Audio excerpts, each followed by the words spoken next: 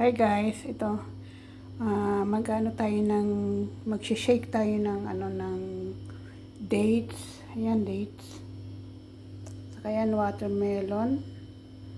At saka itong honeydew. Yan. Natin guys, i-shake natin, lalagyan natin ng fresh milk. Yan. Para sa ating merienda.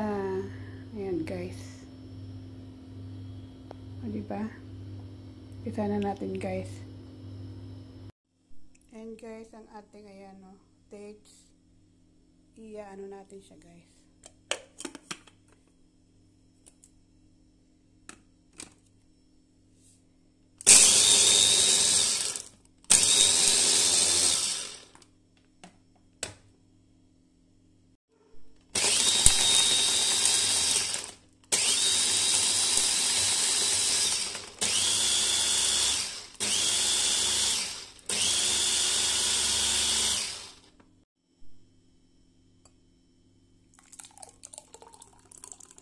Ayan guys, na ang ating smoothie,